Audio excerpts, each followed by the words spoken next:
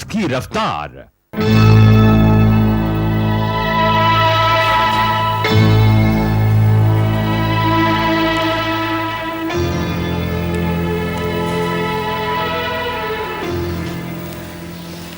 बा, मुझे आशीर्वाद दीजिए। आज मेरा जन्मदिन है।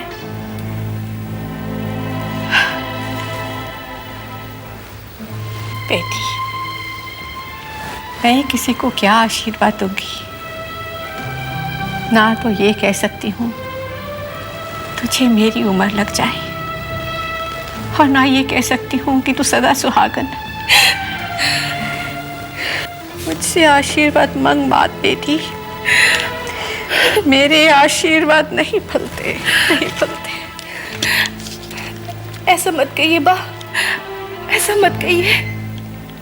याद है 1 साल पहले इसी दिन मैंने तुझे आशीर्वाद दिया था, तू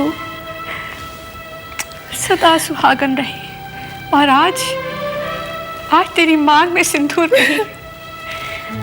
मुझसे कुछ मत मांग बेटी, मुझसे कुछ मत मांग।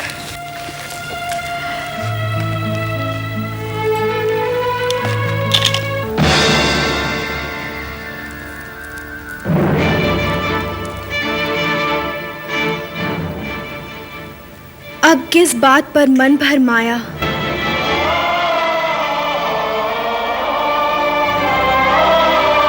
क्या पाया था, क्या खोया है। किस किस को बांधोगी आंचल में, जितनी झोली उतना सरमाया। मिट्टी का दोष नहीं है पागल, मिट्टी से आया, मिट्टी में गया। जीवन तो है हवा का झोंका, कौन मुट्ठी में पकड़ पाया। कितने दुख बढ़ाओगे प्राणी, जीवन मोह में उलझा क्यों है। समय को तुम रोक पाते तो भगवान की जरूरत क्यों है। क्यों है ये आकाश विशाल धरा, ये क्यों है। सूरज क्यों है, चंदा क्यों है, सागर क्यों है, सरिता क्यों है। सृष्टि का ये पहिया चलता आने से पहले जाना तय है।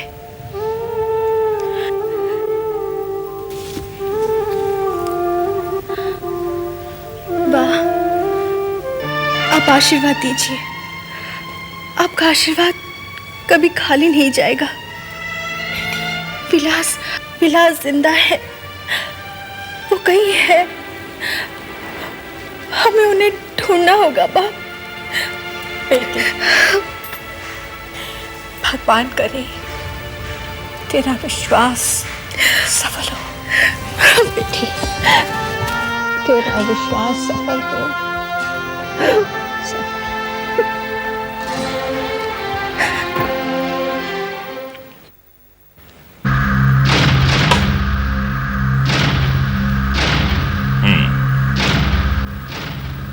तो भारद्वाज इस्तीफा देने वाला था।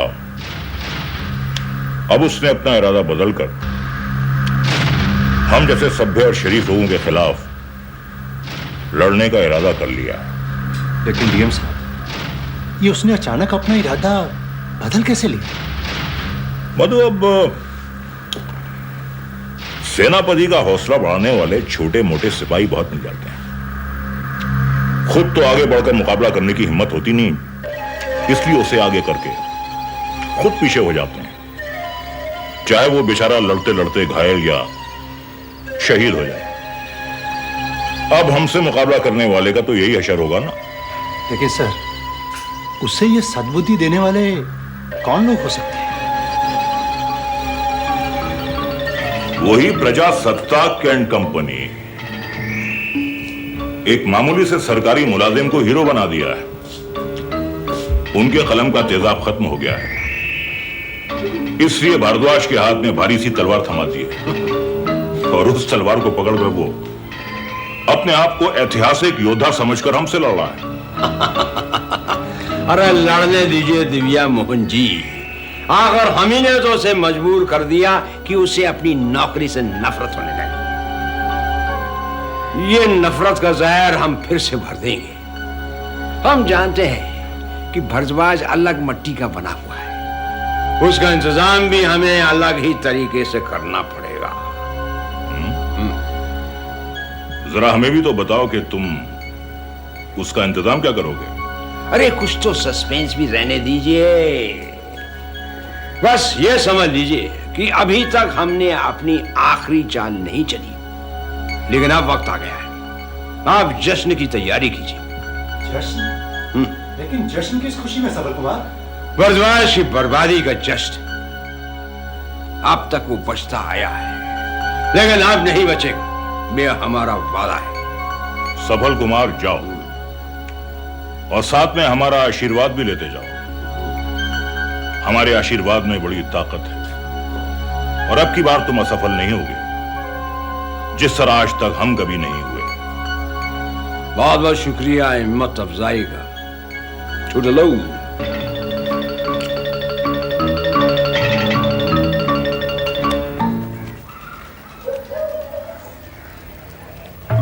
ये लो 5,000 रुपए कुलकर्णी। क्या बात है इसके साहब, किसी पुराने काम की बख्शिश दे रहे हैं क्या? अरे तुम पहले कोई बड़ा काम करके दिखाओ तो हम भी तुम्हारी रेट बढ़ाएं। अभी तक तो आपके सभी काम करता आया हूँ, अब बड़ा काम क्या करना है ये तो आप ही बताइए। तुमने कुछ दिन पहले कहा था कि भरद्वाज के कुछ पैसे तुम पर उधार हैं। हाँ सर, वो 5,000 हैं, जल्दी ही चुकाने हैं सर। वो 5,000 रुपए हम चुका देते हैं। आप चुकाएंगे? ये 5,000 रुपए लेकर तुम भरद्वाज को वापस कर दो, अपनी उधारी क्लियर करा दो, क्योंकि तुम पर उधारी शोभा नहीं देता है। और हम तुम्हें बहुत चाहते हैं क्योंकि तुम आदमी बहुत ईमानदार हो, असूलों के पक्के हो। इसके साहब, आपकी इस मेहरबानी की वजह मैं नहीं समझ पाया। अरे भैया, भगवान ने हर एक को 2 दिमाग दिए हैं, एक बड़ा एक छोटा। तुझ में एक की कमी है। ये 5,000 रुपए तुम भरद्वाज को लौटा दो और इसके करेंसी नंबर्स हम एंटी करप्शन ब्यूरो तक पहुंचा देंगे। बस उसके बाद में तुम्हारे लिए एक छोटा सा काम बच जाता है। क्या काम? उसके बाद तुम्हें यह बयान देना होगा कि भरद्वाज ने तुम्हें प्रमोशन दिलवाने के लिए ये रुपए तुमसे रिश्वत ली। उसके बाद हम उसे गिरफ्तार करा देंगे। लेकिन सर, इस काम में रिस्क है। हाँ अब रिस्क कुछ कम हुआ।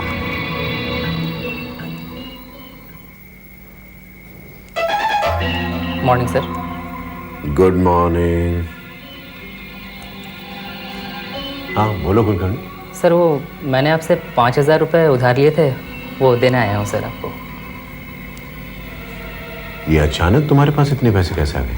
सर, वो मैंने अपनी कीमती गाड़ी बेच दी ना, उसी से पैसे लाया हूँ।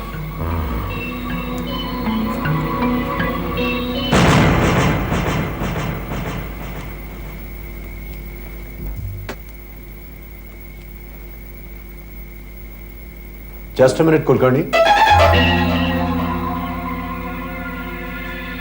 जी सर। तुम शायद कुछ भूल रहे हो। मैं नहीं सर, आपने 5,000 दिए थे, मुझे अच्छी तरीके से याद है। मैं अपनी डायरी में एंट्री करता हूँ सर। मुझे पता है कि मैंने 5,000 रुपए ही दिए थे, लेकिन कैश नहीं, चेक दिया था और मुझे अपने पैसे चेक द्वारा ही वापस चाहिए। लेकिन सर, बैंक में जाने के बाद चेक तो वहाँ भी कैश ही होगा ना। I think I have made my point very clear. And now you can go, please.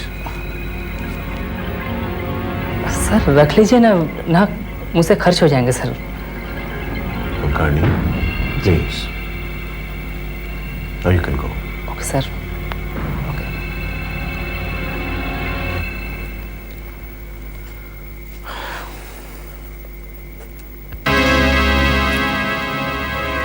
अब मेरे सामने मुंह लटका कर क्या खड़े हो? बख्शीश की बात कर रहे थे। मुझे तो पहले से ही शक हो गया था कि तुम इस काम के लायक ही नहीं हो।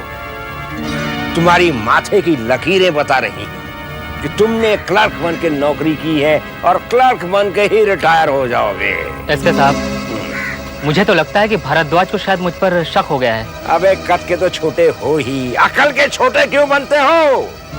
अगर भारद्वाज को तुम पर शक हो गया होता तो इस वक्त तुम पुलिस चौकी में होते, मेरे सामने नहीं।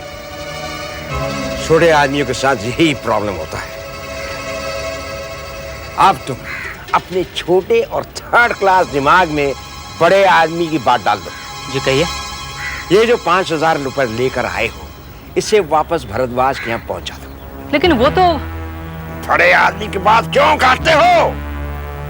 एक तो फ्लॉप हो और सुपरहिट के पोस्टर लगा रहे हो। तुम्हें भारद्वाज से नहीं मिलना है। तो जब एक घर बनता है तो उसमें कमरे भी बनते हैं, और जब एक कमरा बनता है तो उसके अंदर खिड़की दरवाजे भी बनते हैं। बस ये समझ लो कि भारद्वाज के कमरे की खिड़की ये 5,000 रुपए अंदर डालने के लिए ही बनी थी। बाकी काम हम कर देंगे। लेकिन सर, अगर किसी ने देख लिया तो तुम हमें अपना 10,000 लौटाकर जेल चले जाना। अबे अभी से तुम ये छोटी छोटी टोपियां नहीं घुमाओगे तो पगड़ी कहां से बेचोगे? तो ठीक है सर, मैं चलूं? समझ गए तो जाओ, फूटो।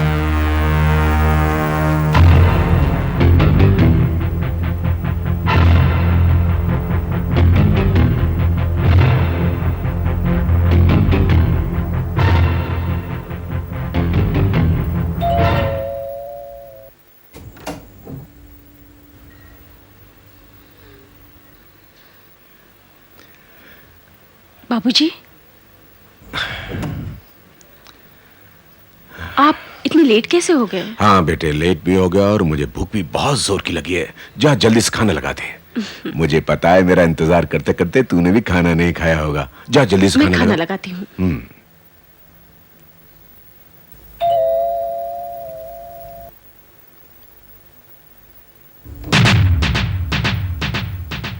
Yes please. We are from Anti-Corruption Bureau. मगर आप यहाँ किस लिए आए हैं?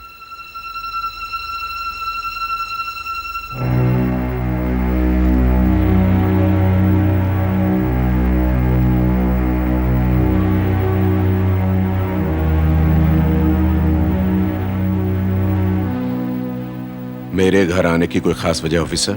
Yes, हमें आपके घर की तलाशी लेनी है। मेरे घर की तलाशी लेनी है? किस लिए? हमें खबर मिली है कि आपने अपने डिपार्टमेंट के किसी आदमी को प्रमोशन के लिए उससे रिश्वत ली है।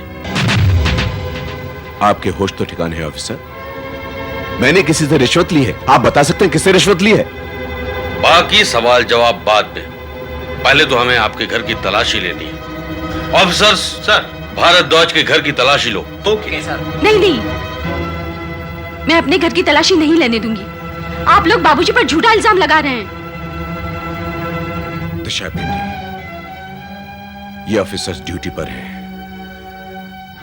Let them do their duty. Officer proceed.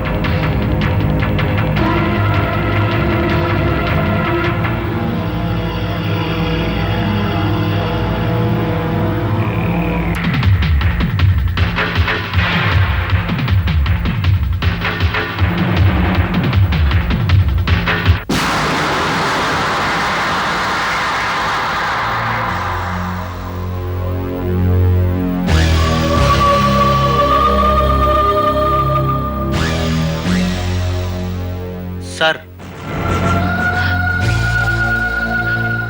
ये नोटों का बंडल उस टेबल के नीचे से मिला है। बाबूजी, ये लीजिए sir. Good officer, good, very good. Number मिलाइए। करेक्ट।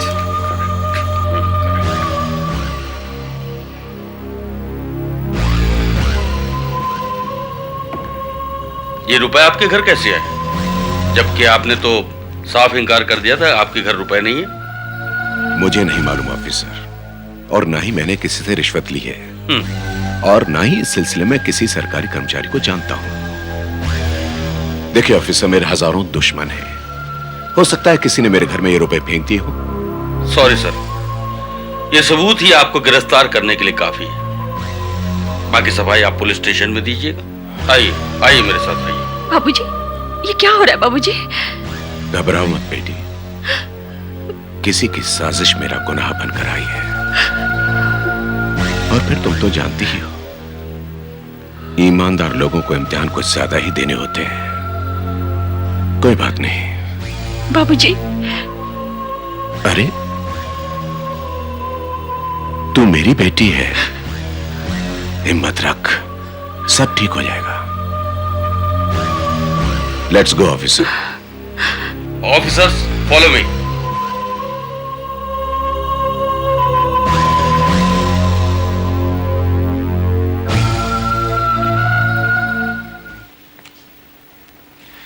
अब तुम्हारा आर्टिकल पूरा हो गया?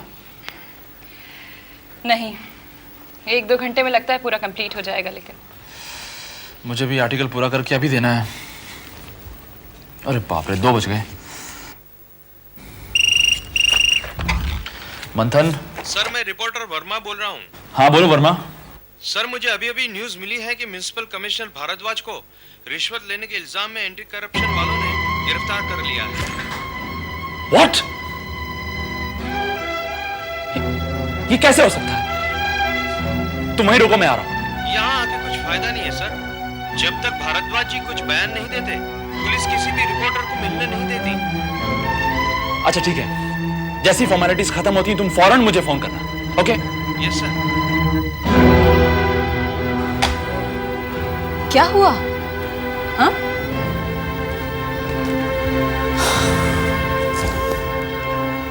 वही जो एक ईमानदार ऑफिसर के साथ होता है। लेकिन हुआ क्या? म्युनिसिपल कमिश्नर भारद्वाज जी को गिरफ्तार कर लिया गया। व्हाट? गिरफ्तार कर लिया गया? लेकिन किस जुर्म में? उनके एक नहीं, कई सारे जुर्म हैं। उनका पहला जुर्म तो यह है कि वो हमेशा ईमानदारी से काम करते थे, और दूसरा जुर्म यह है कि उन्होंने हमेशा गरीबों की मदद की है। तीसरा जुर्म यह है कि उन्होंने कभी किसी के दबाव में आकर डर कर काम नहीं किया। और आज उन्होंने चौथा जुर्म किया है कि उन्होंने किसी से रिश्वत ली है। उनके 3 जुर्म तो मैं मान सकती हूं, लेकिन चौथा जुर्म बिल्कुल बेबुनियाद है। पता नहीं आभा, ये ईमानदार लोगों के साथ ही ऐसा क्यों होता है? सोना जितना तपता है ना, उतना ही शुद्ध होता है। तुम देखना आभा, जिस दिन भारद्वाज नाम का ये सोना अग्नि परीक्षा से होकर बाहर निकलेगा, उस दिन उसकी चमक से विरोधियों की नजरें चौंधी आ जाएंगी।